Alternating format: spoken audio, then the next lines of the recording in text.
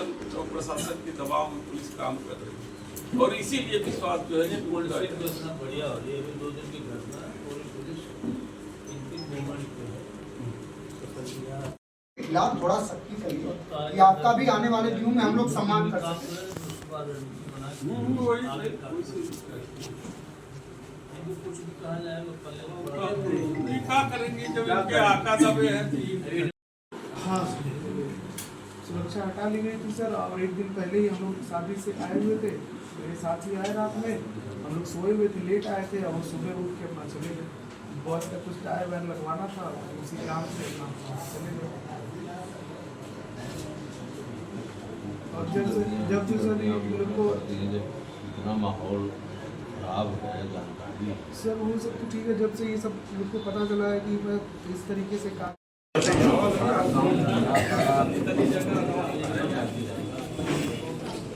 प्रधान जी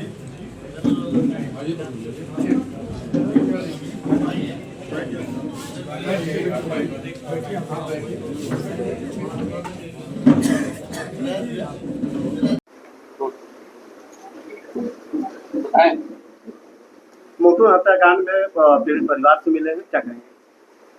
माननीय राष्ट्रीय अध्यक्ष श्री अखिलेश यादव जी ने एक प्रतिनिधिमंडल बना करके हम लोगों को यहाँ पर भेजा है, जिसमें हमारे सांसद जी आदरणीय वीरेंद्र सिंह जी, माननीय वीरेंद्र सिंह जी और हमारे पूर्व सांसद किरण यादव जी जो है, हमारे वर्तमान विधायक जो है प्रभु नारायण जी, और उनके साथ तमाम हमारे जो पार्टी के बड़े नेता हैं जनपद के, सभी लोग यहाँ पर आए हुए हैं। घटना की जानकारी लेने के लिए हम लोग आए तो यहाँ पर पता चला जो है कि पहले से यहाँ सुरक्षा के लिए इस परिवार के लिए जो है पीएससी की एक बटालियन लगी हुई थी और वह जो है जानबूझ करके प्रशासन द्वारा हटा दी गई और वह अपराधियों के दबाव में जो है हटाई गई। और फिर अपराधियों ने जो है 1 मई को जो है राजकुमार यादव की जो है हत्या कर दिया जो है।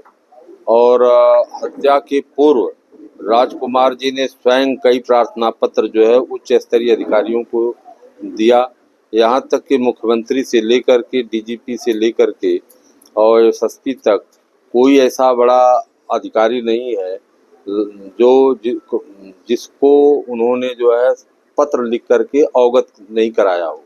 इसके बावजूद भी सुरक्षा व्यवस्था पुनः मुहैया नहीं कराई गई। जब हत्या हो गई तब ये जो है गनर दे रहे हैं लोग। तो इससे साफ जाहिर है जो है कि इनका घटनाक्रम से साबित हो रहा है कि प्रशासन खुद इसमें इन्वॉल्व है, जो अपराधियों को संरक्षण दे रहा है और अपराधियों के कहने पर सुरक्षा को हटा रहा है।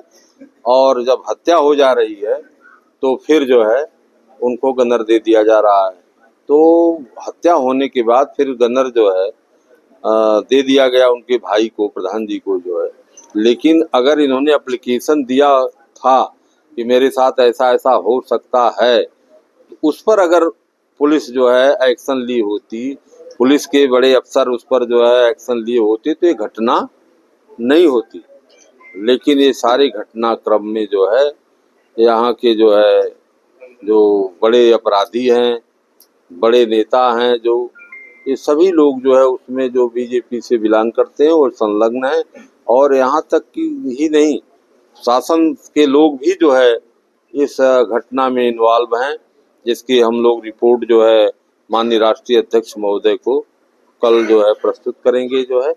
इसके बाद मैं भी अपने स्तर से और राष्ट्रीय अध्यक्ष जी भी अपने स्तर से जो है प्रशासनिक अधिकारियों को पत्र लिखेंगे। घटना को लेकर सपा क्या कदम उठाने जा रही है? जी, सपा क्या कदम उठा रही है?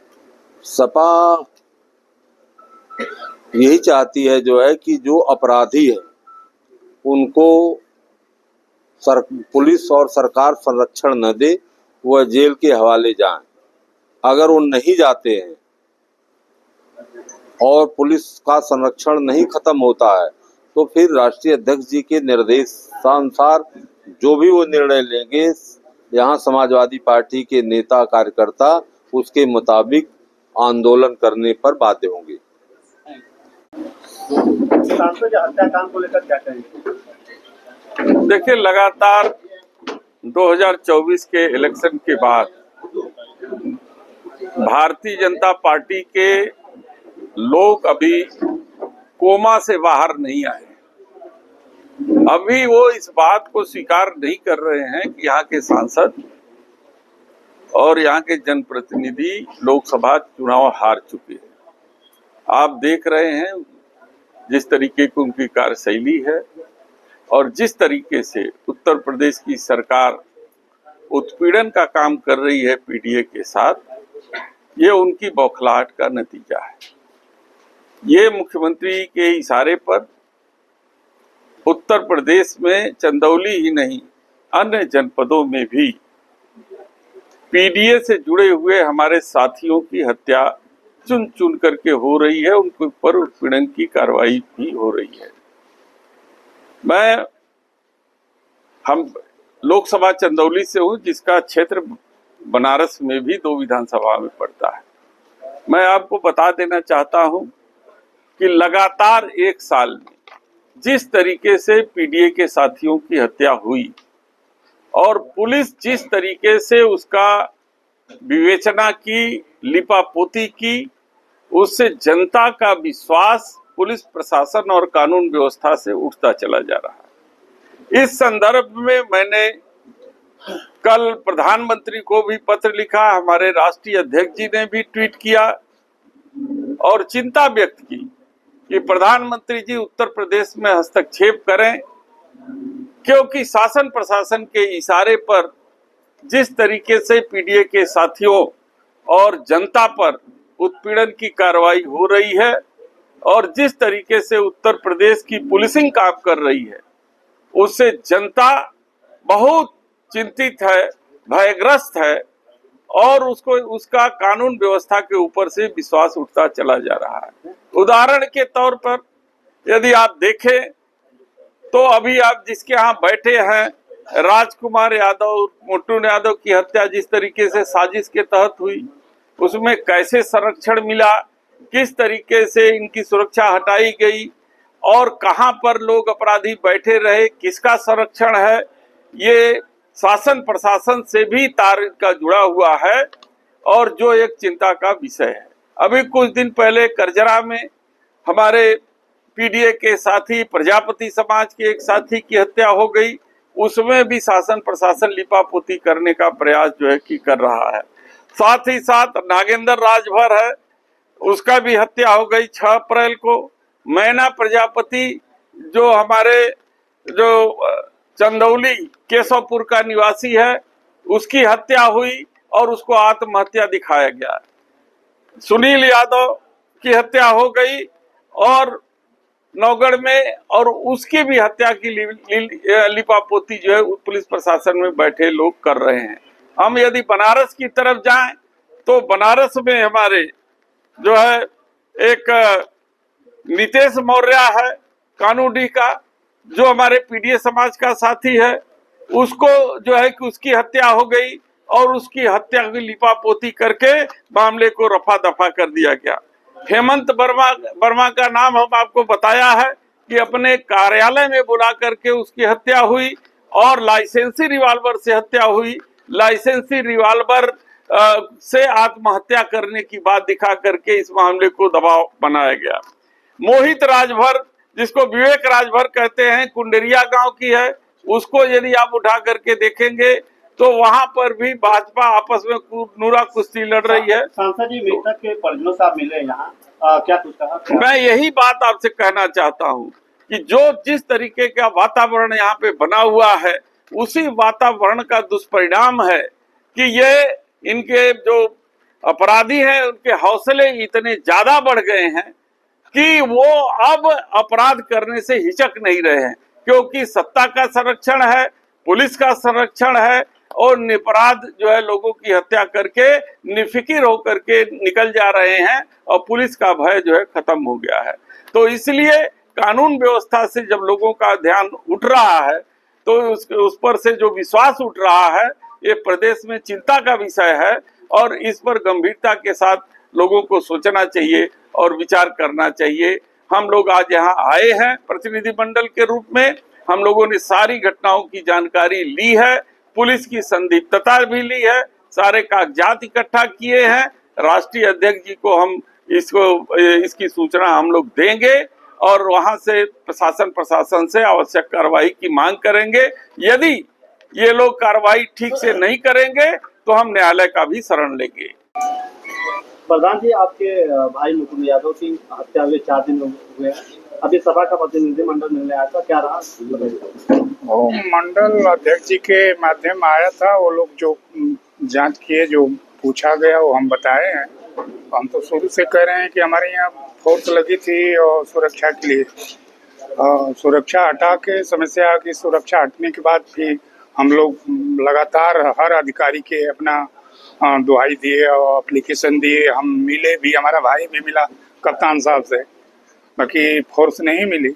उसके बाद हम एप्लीकेशन मिलने के बाद 14 दिन के बाद हमारे भाई की हत्या हो जाती है और फोर्स नहीं मिली। फोर्स हटा के राजनीतिक बड़े लोगों का हाथ है। और जहाँ अपराधी रह रहा था हम वीडियो कॉल बना के भेजे, उसके बाद भी कोई सुनवाई नहीं। किसका हाथ?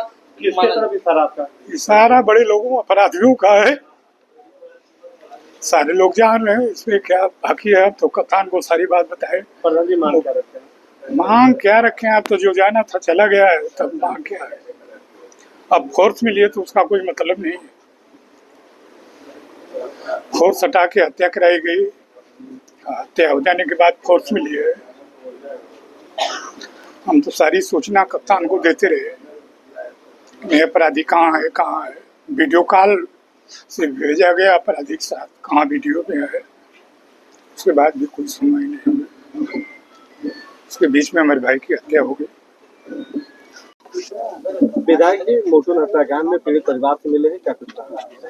देखिए, इस पीड़ित परिवार से हम लोग पहले भी मिले थे। हत्या के बाद एक प्रतिनिधिमंडल आज आया है। हमारे नेता प्रतिपक्ष विधान परिषद लाल बिहारी जी, माननीय सांसद जी, हम सब पूर्व सांसद जी, सभी लोग आज आए हैं।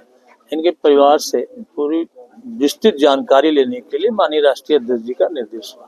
जो जानकारी मिली है उससे ये कन्फर्म हो चुका है कि सत्ता के जनप्रतिनिधि, पुलिस प्रशासन, अपराधी एक गठजोड़ है। इस गठजोड़ ने मिलके हत्या कराई है, क्योंकि इन्होंने बताया कि हमारी सुरक्षा लगी थी, ये अधिकारियों के आदेश पे लगी थी, 7-8 महीने रही है, इसको एकाएक हटाया गया। तो उसके बाद परिवार के लोगों ने आपने दरखास्त किया, सिफारिश किया कि इनको हमें सुरक्षा हटा दी, हमारी किसी दिन हत्या हो सकती है। और उसे कुछ ही दिनों के बाद हत्या करने का काम अपराधियों ने किया। ऐसे पूरी तरह से पुलिस विभाग और सत्ताधीशों की पूरी तरह से मिली भगत है।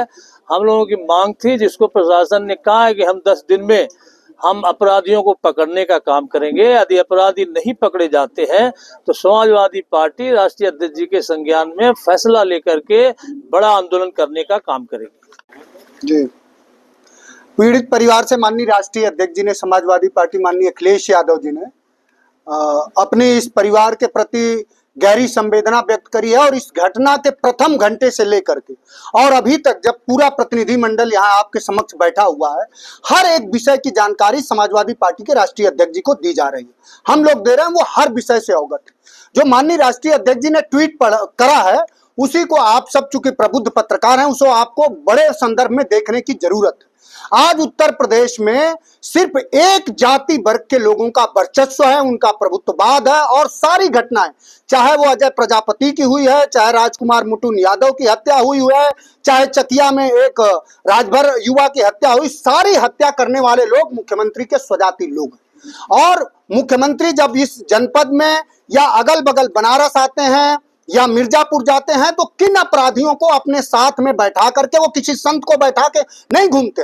तो ये मुख्यमंत्री से सवाल किया है माननीय राष्ट्रीय अध्यक्ष जी ने कि अगर स्वजाति गुंडों को इतना ही पोषित करना है तो आप राजधानी, उन्होंने बड़ी बात कहा हमारे पार्टी के राष्ट्रीय अध्यक्ष जी ने कि आप अपनी राजधानी चंदौली बना लीजिए और अपराधियों का पूरा पोषण करिए। ये जो बहुजन समाज है, आज उत्तर प्रदेश में सबसे ज्यादा धन और संपदा केवल प्रतापगढ़ के गुलशन यादव के पास है। क्या उत्तर प्रदेश में यही इसी जनपद में, अगल बगल के जनपदों में जो अपराधियों की हजारों करोड़ की कोठियां हैं, उस पर बुलडोजर चलेगा? वो कभी सीज होंगी? सबसे ज्यादा मुकदमे किस पर हैं? तो ये उत्तर प्रदेश के मुख्यमंत्री जी को समाजवादी पार्टी की तरफ से, माननीय राष्ट्रीय अध्यक्ष जी की तरफ से सलाह है कि आपने कोई स्वजाति मंच का कोई संकल्प नहीं लिया था। स्वजाति मंच के किसी विषय से आप मुख्यमंत्री नहीं है, जनमानस के, या आप कह दीजिए कि उत्तर प्रदेश में आप सिर्फ स्वजाति अपराधियों को आगे बढ़ाएंगे। जो घटना घटी है, एक व्यक्ति जो बताया 2019 से पहले मुटुन यादव पर एक मुकदमे नहीं थे, और आप सोचिए कि उनकी सुरक्षा हटा ली गई। सुरक्षा कोई जिला प्रशासन ने नहीं दिया था, माननीय न्यायालय ने सुरक्षा दिया था। आपने सुरक्षा हटा करके, और गोली चलने से 500 मीटर भी दूर थाना नहीं है, लेकिन एसएचओ नहीं जाता। क्या हम सभी ये मानते हैं, पूरा समाजवादी पार्टी ये मानती है कि उस घटना में एसएचओ की भी पूरी संलिप्तता है, और अपराधी इतना खुलेआम सिर्फ गोली नहीं चला, 8 गोली मारने के बाद अपराधियों ने लहराई और गोलियां और इनोवेशन चलाया कि भाई लोग दहशत में आए। तो अगर उत्तर प्रदेश के मुख्यमंत्री जी या भारतीय जनता पार्टी सिर्फ यही चाह रही है, तो समाजवादी पार्टी किसी जन आंदोलन से पीछे नहीं हटेगी। आपके माध्यम से उत्तर प्रदेश के ADG law and order, DGP साहब सब जाने कि अगर इस परिवार को समेत और पूरे जनपद में अगर आपने अपराध मुक्त नहीं किया, तो चंदौली के लोग जो बहुजन वर्ग है वो यहां से लेकर लखनऊ से लेकर दिल्ली तक आंदोलन हेतु बाध्य होगा।